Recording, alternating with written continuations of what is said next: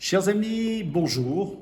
Bienvenue sur le studio DV, votre chaîne, oserais-je dire, votre chaîne passion du jeudi.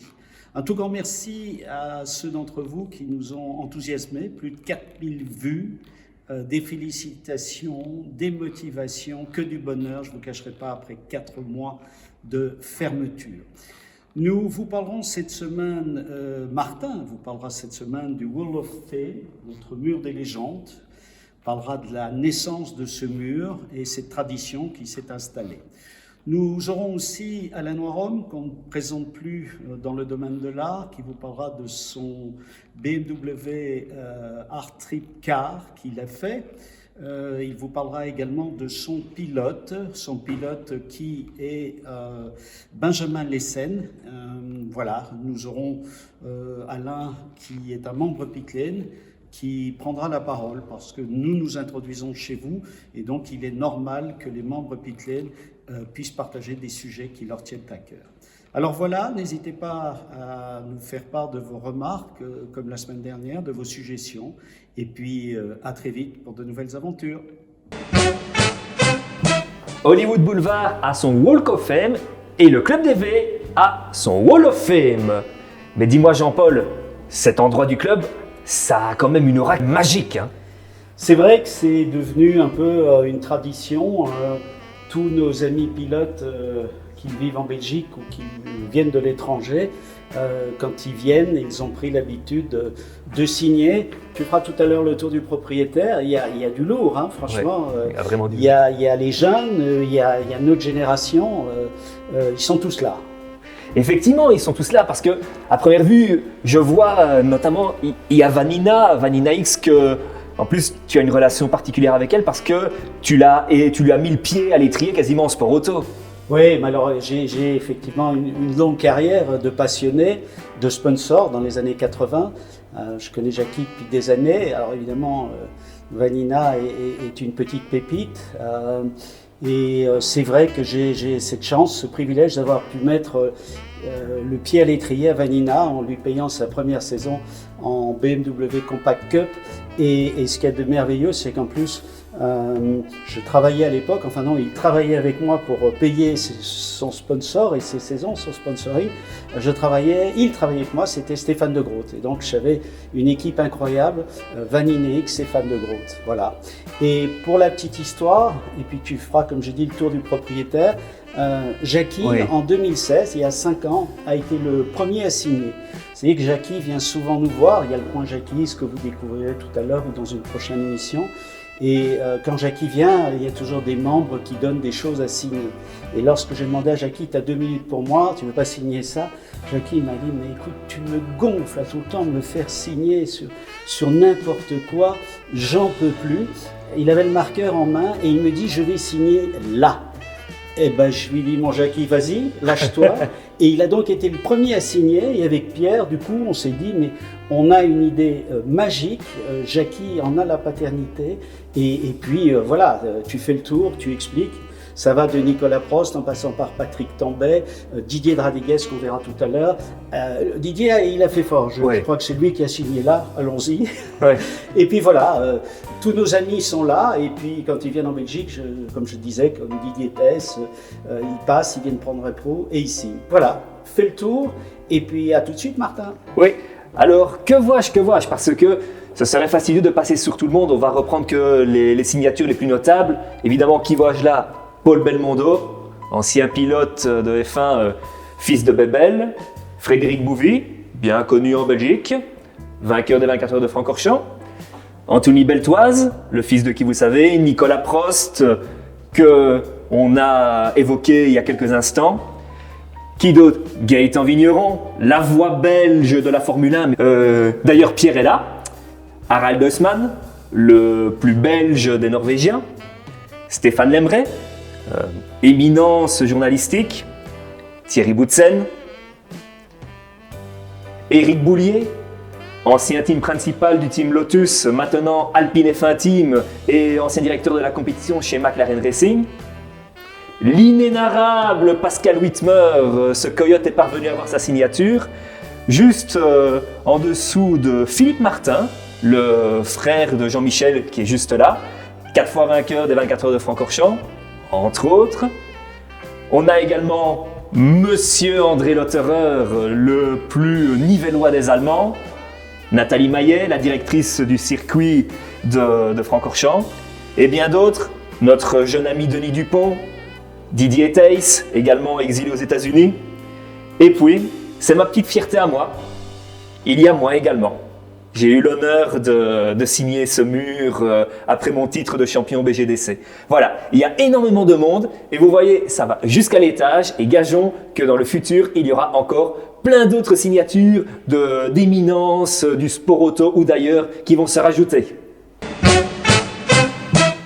Alors Alain, bonjour. Bienvenue dans cette première des studios du Club DV. Je ne te cacherai pas qu'on s'ennuyait, sérieusement.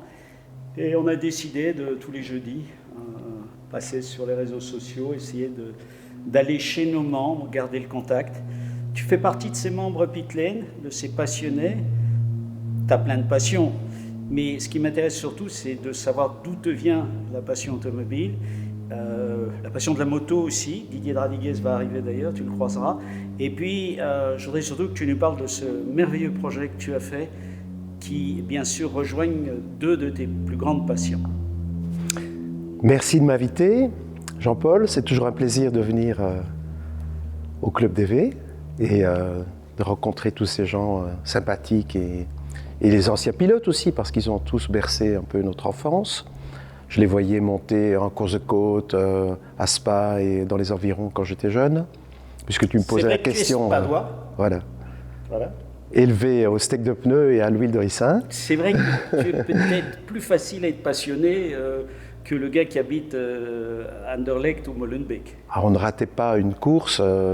Il y avait aussi des personnages sympathiques comme le père de Lettres qui organisait les boucles de Spa et qui m'avait pris en amitié alors que j'étais un enfant, un adolescent. Et je recevais à chaque fois des cartes pistes ou des cartes presse qui me permettaient d'aller dans les paddocks, rêver devant les bolides, les courses, les pilotes, tout ça était très accessible et très naturel.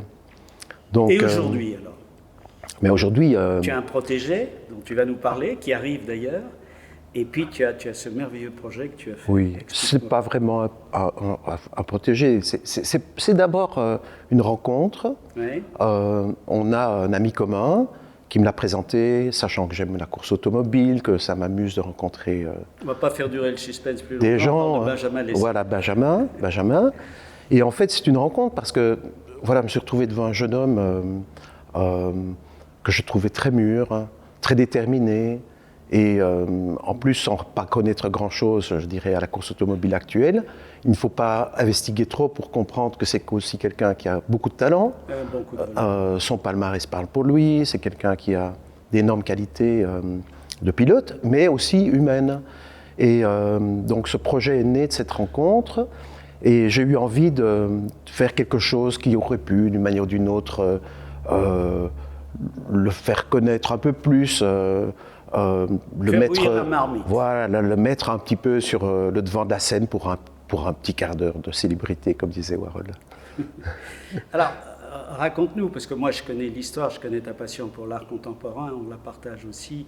Raconte-moi un peu,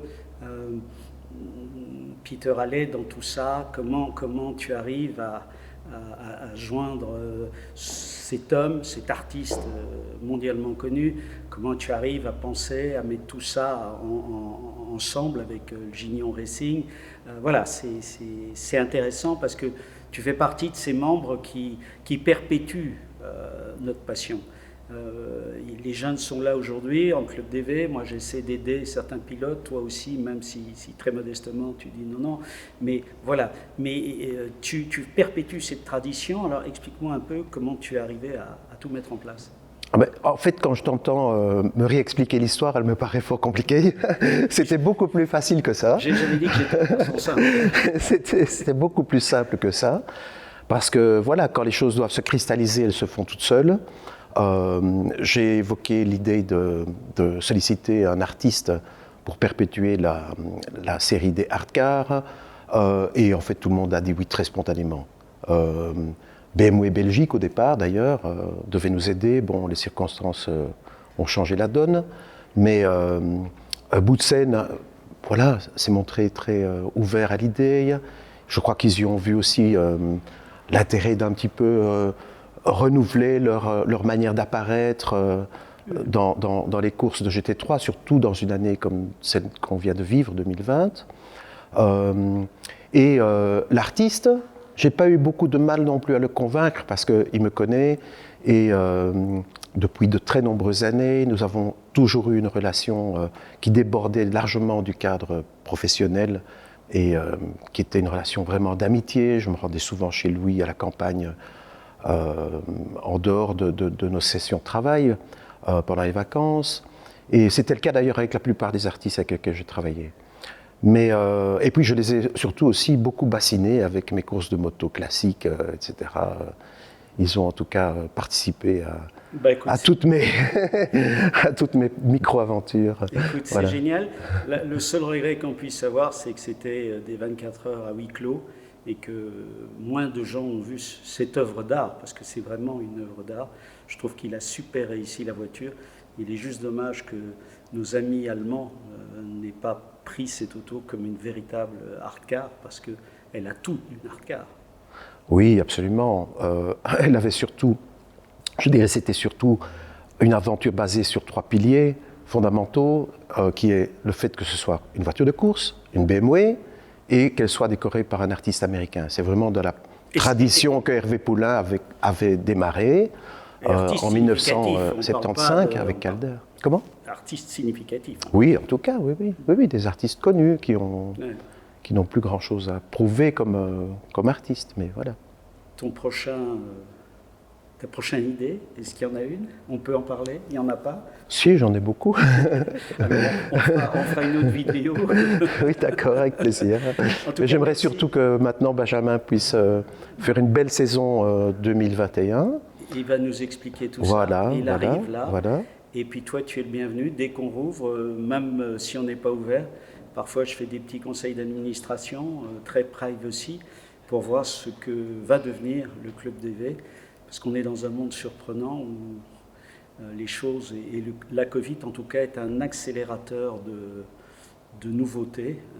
Donc c'est pour ça que je fais avec Pierre et mes petits jeunes ce studio des Clubs DV. À très vite. Magnifique initiative. Merci. Benjamin, bonjour. Bonjour Jean-Paul. Sois le bienvenu, ça nous fait plaisir de voir un peu de monde, ça nous fait plaisir de te voir. Martin va t'interviewer, on va un peu voir le feedback de ta saison où tu as fait très fort, surtout aux 24 heures de Francorchamps. On te sait rapide, bien fait dans ta tête, et puis en plus, cerise sur le gâteau, tu sors jamais. Sauf quand on te pousse à la faute. Oui, ça en effet. Et voilà, donc j'espère que pour 2021, la saison commence à se préciser et le Club DV essaiera, dans la mesure de ses possibilités, de t'aider également. Bah écoute, tout d'abord, merci de m'accueillir ici parce que c'est vrai que ça fait plaisir de se retrouver en ces lieux, de voir toutes ces voitures parce que c'est vrai que pour le moment, c'est pas toujours facile. Non, je sais pas. Voilà. J'ai encore la chance avec Olivier du Team Boutsen de pouvoir aller chez lui et m'asseoir dans les voitures, etc. Ce qui me fait un grand plaisir. Mais c'est vrai que ça fait plaisir d'être ici avec toi. Écoute, moi je viens tous les jours. C'est souvent très vite, d'où l'idée de ce studio Club DV, tous les jeudis. Tous les jeudis. Je te mets dans les mains de Martin, il va te cuisiner et puis à tout de suite. Super. A few moments later. Benjamin, Jean-Paul a évoqué les 24 heures de Francorchamps avec toi, mais avant cela, évidemment, ta saison, c'est que tu as été, on va dire, roi de France, champion en silver en GT4 FFSA. Pour toi, c'était une surprise ou alors c'était quand même ton objectif ? Bah écoute, je vais t'avouer que c'était l'objectif dès le début de saison. On partait clairement pour la gagne. Après, on a fait un très très bon début de saison. On a tout de suite pris beaucoup de points d'avance. Ensuite, on a eu des petits problèmes mécaniques durant la saison, donc ce qui a fait que le championnat s'est resserré. Et jusqu'à la dernière course du championnat, on était encore 3 à pouvoir prétendre la victoire. Donc c'était très très serré jusqu'au bout et ça s'est joué vraiment dans la dernière course, dans les 5 derniers tours. Ce n'est pas ta première fois en GT4 car tu as déjà roulé avant sur une McLaren 770S avec l'équipe hollandaise Verscure. Il y a une grosse différence avec la M4 parce que quand on voit les deux voitures l'une à côté de l'autre, c'est pas du tout la même voiture. Hein. Non, bah déjà rien que le fait que le moteur soit placé pas au même endroit. Donc sur la McLaren, c'est un moteur central arrière et puis sur la BMW, c'est un moteur avant. Donc rien que ça change déjà toutes les masses, toutes les répartitions sur la voiture. Donc c'est un pilotage qui est totalement différent. Après, les performances sont très très proches parce que la BOP est vraiment bien faite sur ce GT4 et toutes les voitures sont vraiment très équivalentes. Mais je dois avouer que j'avais quand même un petit faible pour la BMW. On t'a connu grâce au TCR, d'abord avec le TCR Benelux, puis le WTCR, à chaque fois chez Boots Enginion. Est-ce que cette catégorie ne te manque pas de trop? Honnêtement, non. Depuis que je suis passé aux propulsions, j'ai toujours bien aimé le principe de la traction, où voilà, c'est marrant, etc. Mais je pense que pour faire les courses, en tout cas, ça me correspond plus les propulsions. Comme Jean-Paul l'a souligné tout à l'heure, tu as participé à tes premières 24 heures de Francorchamps sur la BMW M6 GT3 du team Boots Enginion. C'était quand même assez fou car on a plus vu ta BMW à l'écran et même dans les médias que les BMW officiels qui jouaient la victoire au classement général. C'est ça, bah écoute, c'était un peu l'objectif. Hein. Je pense qu'avec mon ami Alain Noirob, on a vraiment réussi un très beau projet. Ça nous a pris beaucoup de temps. Hein. C'est un projet qui a pris plus de 9 mois pour voir le jour. Donc on y a mis beaucoup de temps et de passion, ça c'est clair. Mais c'était une vraie réussite que de voir cette voiture rouler et surtout de passer la ligne d'arrivée après une course si difficile dans des conditions qui n'ont pas été faciles tout le temps. C'était vraiment, vraiment top. Avant la voiture, évidemment, tu as fait beaucoup de karting et tu as eu des adversaires prestigieux. Et je pense qu'un de tes rivaux à l'époque, c'était l'actuel pilote McLaren, Lando Norris. C'est ça, on a souvent roulé dans la même catégorie. Et aujourd'hui, quand je vois toute la vague de pilotes qui arrive, qui est déjà en Formule 2, etc., et qui est à la porte de la Formule 1, ça fait un peu bizarre de les voir là, mais c'est clair que c'est un honneur aussi de pouvoir rouler avec ces mecs-là. Oui. Oui, car tu as quand même été un adversaire coriace pour des pilotes qui sont désormais dans la catégorie dont tout le monde rêve. Oui, c'est ça. Par exemple, Mick Schumacher, combien de fois on s'est disputé ensemble des places pour le championnat d'Europe, etc., sur les grandes courses. Et aujourd'hui, c'est vraiment... Il y a un petit sentiment quand même où on se dit, tiens, j'étais aussi fort qu'en karting, donc je regrette un peu de ne pas en arriver là aussi, mais en même temps, c'est un honneur de pouvoir dire, bah, tiens, regarde, j'ai roulé avec le fils de Schumacher et on se bataillait ensemble tous les dimanches, quoi. On est le 17 février. À l'heure où je te parle, sais-tu ce que tu vas déjà faire en 2021 ? Pour le moment, c'est encore un petit peu flou. J'ai reçu des belles offres, une offre en particulier qui retient mon attention, mais pour le moment, j'en sais pas encore plus. Merci beaucoup, Benjamin. Encore un autre jeune à suivre. Suivez-le bien car il a le pied droit extrêmement lourd. C'est Benjamin Lessen et croyez-moi, qu'importe son programme, il va envoyer du steak en 2021. Sucré. Chaud ou froid ? Chaud, définitivement. Plage ou montagne ? Alors ça c'est compliqué. Je dis toujours que j'aime bien la montagne, mais je pense qu'à choisir, je prendrais quand même le soleil. Blonde ou brune ? Allez, blonde, ça c'est sûr. Trouver le grand amour ou gagner au loto ? Le grand amour quand même, je suis sentimental.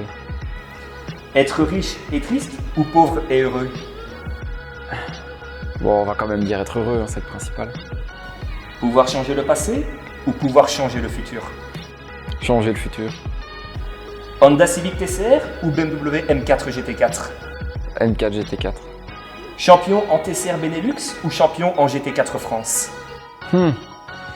Ah oui, je dirais quand même que le titre de Benelux c'était quand même le plus sympa des deux. Un tour à Spa-Francorchamps ou 100 à Marrakech ?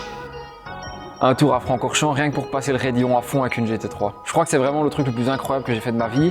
C'est le premier tour où on met les nouveaux pneus. Je savais qu'en pneus usés, etc., ça allait être compliqué, mais on m'a dit en nouveaux pneus, ça passe à fond. Le premier tour, ben voilà quoi, hein, tu fais ce que tu as à faire, tu passes le raidillon à fond et ça c'est juste une sensation incroyable. 4 relais aux 24 heures de Spa ou une saison complète en WTCR ? Moi, la saison de WTCR quand même, parce que c'est long, on va à des beaux endroits, c'est chouette, c'est des belles batailles. Faut avouer que c'est quand même une chouette opportunité.